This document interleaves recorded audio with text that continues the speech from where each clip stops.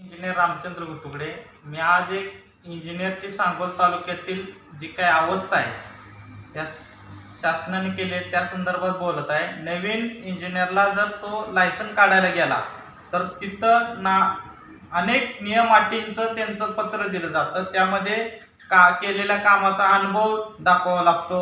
त्यांच्याकडे machineries roller आहे का, हॉट मिक्सिंग प्लांट आहे का, JCB आहे का, ह्या मशिनरीज आहेत का, प्लस डिपॉझिट मागितलं जातं.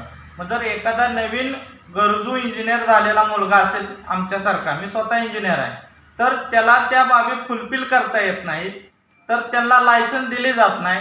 एखादा गरीब घरातला शिकलेला मुलगा इंजिनियर होऊन पण त्याला सरकारी जर कॉन्ट्रॅक्ट मिळत नसतील तर तो त्याच्या संविधानाने केलेला एक प्रकारचा अन्याय आहे. त्याच्या विरुद्ध बाजूला जे प्रस्थापित कॉन्ट्रॅक्टदार आहेत त्यांची स्थिती RY गुटुगडे सर तुम्हाला सांगतील. सांगोला तालुक्यातील बोगस कॉन्ट्रॅक्टर म्हणजे बोगस कागदपत्राच्या जीवावरती जे राजकारणी माणसांना अधिकाऱ्यांना अर्थसहाय्य करून बोगस कॉन्ट्रॅक्टर झाले, त्यांच्या बोगस सर्टिफिकेट काढली. म्हणजे की त्यांची कुठलीही इंजिनिअरिंग नाही, 12वी BA झालेला माणूस आहे आणि 12वी BA झालेला माणूस कसा कॉन्ट्रॅक्टर बनू शकतो हे सांगोला तालुक्यातील अनेक कॉन्ट्रॅक्टरची यादी आमच्याकडे आहे. आम्ही ही कॉन्ट्रॅक्टरची यादी घेऊन राज्यपालांच्याकडे जाणार आहे आणि राष्ट्रपतींची भेट याच्यासाठी घेणार आहे. कारण की ही माणसं आर्थिकदृष्ट्या अधिकाऱ्यांच्या वरती अर्थसहाय्य करून कामाची क्वालिटी करत नाहीत आणि एकेका कॉन्ट्रॅक्टरच्या खात्यावरती हजार कोटीचं कसं कॉन्ट्रॅक्ट येतं हे सुद्धा आम्हाला बघायचं आहे. त्याच पद्धतीनं या कॉन्ट्रॅक्टरला PWD विभागातील वरिष्ठ अधिकारी मॅनेज आहेत. वरिष्ठ अधिकाऱ्यांच्या बरोबर या कॉन्ट्रॅक्टरचं अर्थसहाय्य चालतं हे सुद्धा आमच्याकडे प्रूफ सुद्धा आहेत. आणि या कॉन्ट्रॅक्टरची आणि अधिकाऱ्यांची SIT चौकशी लागली पाहिजे. ह्याच्यासाठी आम्ही स्वतः आमची टीम ही राज्यपालांना भेटून आम्ही राज्यपालांना का भेटणार आहे, कारण ही सगळी मंत्री सुद्धा या कॉन्ट्रॅक्टरला मॅनेज आहेत आणि हे कॉन्ट्रॅक्टर मंत्र्यांना पैसे पोच करतात म्हणून ह्याला हजार कोटीची कॉन्ट्रॅक्ट मंजूर होतात. यामध्ये अनेक टक्केवारीची सुद्धा घेतली जातात आणि कामाची क्वालिटी ही अजिबात दिली जात नाही. त्या रस्त्यातून गवत उगवून येतं.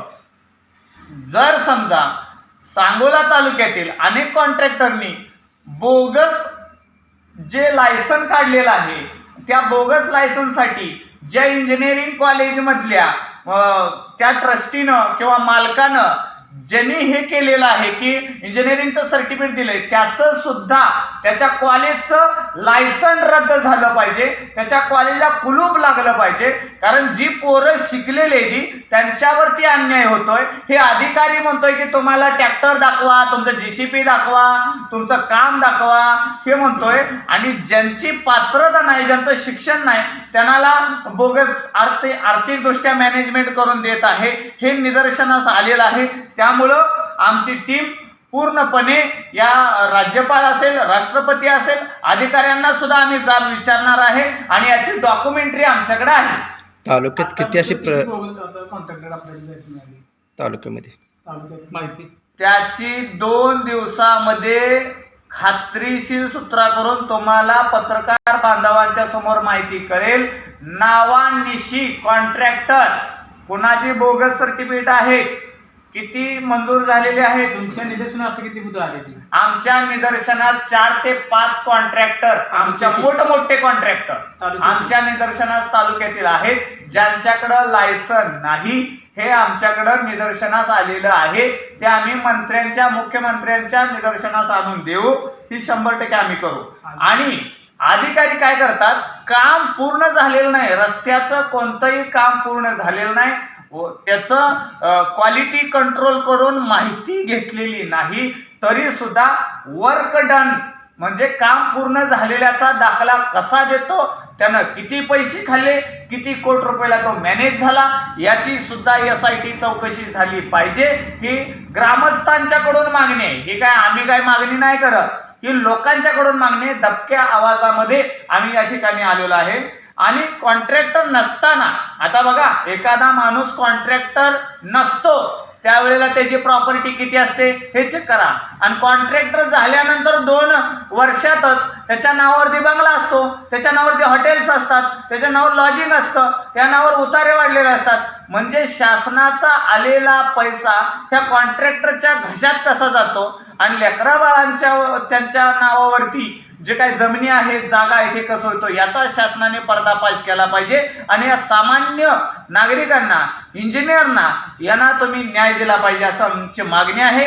आणि हे जर कॉन्ट्रॅक्टर दोषी आढळले, असं शासनाच्या निदर्शनास आलं, यांना अटक करावी, यांची SIT चौकशी लावावी. त्याचबरोबर बोला, अधिकाऱ्यासंबंधी आधी कोणते अधिकारी असे यात गुंतलेले आहेत, म्हणजे गैरकार मोठे मोठे PWD चे वरिष्ठ अधिकाऱ्याची लाईन आहे माझ्याकडं. काय नाव आहेत का काय ते? समोर आहेत. पुढारीचे पण कॉन्ट्रॅक्टर आहेत तसं? हे बघा, पुढाऱ्याच्या हाताला धरून काय कॉन्ट्रॅक्टर जन्माला आलेले आहेत. तो जन्मता कॉन्ट्रॅक्टर नसतो. पुढाऱ्याला पैसा पुरवावा म्हणून पुढाऱ्यांनी काय कॉन्ट्रॅक्टर जन्माला घातलेले असतात. अशा सुद्धा कॉन्ट्रॅक्टरची लिस्ट बोगस आमच्याकडे आहे.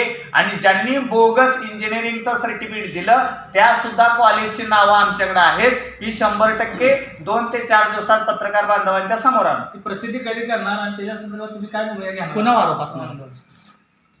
आरोप तुम्हाला 2 दिवसात, आम्ही राज्यपालांची भेट झाली, लोकांची भेट झाली, ते सगळं हे आल्यानंतर आम्ही 100% तुमच्या निदर्शनास आणू. मग आज कोणकोणते पत्रकार अधिकारी परिषद सध्या? घेण्याचं कारण काय आहे? आज पत्रकार परिषद घेण्याचा उद्देश हाच की नवीन इंजिनियर लोकांना लायसन मिळत नाहीत आणि जुन्या लोकांना मिळली जाते.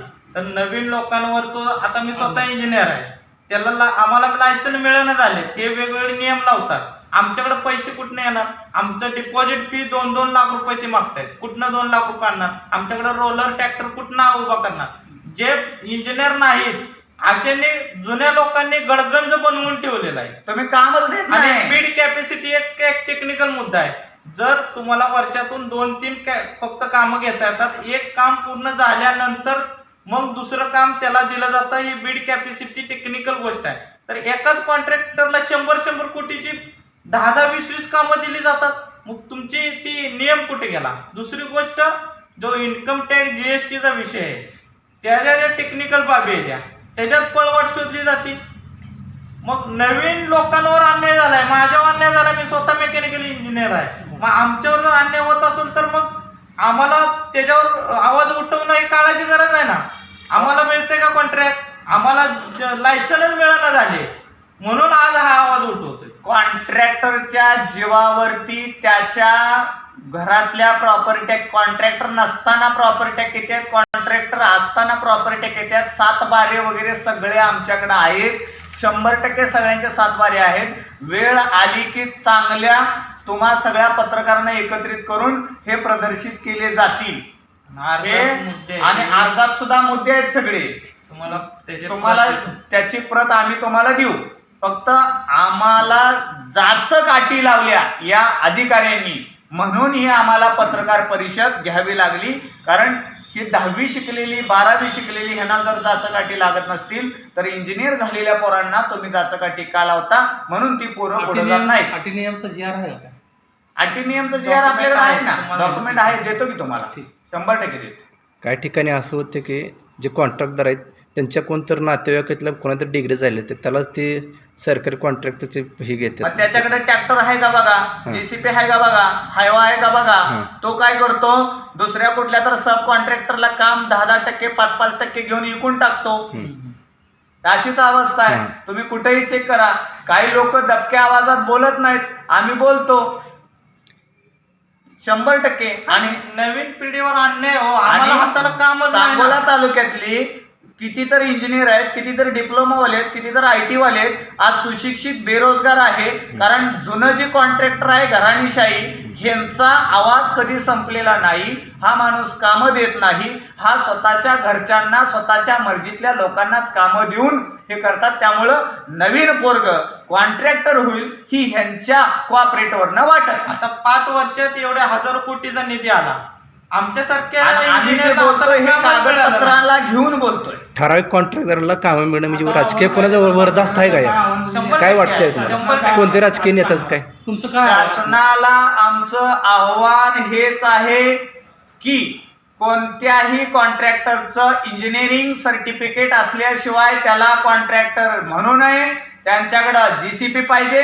जे काय संविधानामध्ये नियमामध्ये PWDच्या नियमामध्ये कॉन्ट्रॅक्टरच्या लायसन्ससाठी जे काय शिक्षण, जे काय साहित्य, जे काय रिकव्हरी लागतं ते बघितल्याशिवाय कॉन्ट्रॅक्ट देऊ नये. आणि ज्यांना कॉन्ट्रॅक्ट दिलंय त्यांचं कॉन्ट्रॅक्ट रद्द करावं आणि ज्यांनी तसं बोगस काढले त्यांच्यावरती गुन्हा करून त्यांना अटक करावी. ठराविक कॉन्ट्रॅक्टदारांनाच कॉन्ट्रॅक्ट मिळतात. राजकीय कोणाचं वरदास्त आहे का त्यावर? राजकीय 100% मंत्री, आमदार, खासदार ज्यांच्या बरोबर संबंध आहे ते उठक बैठक असते त्यांना तेच हे करणार.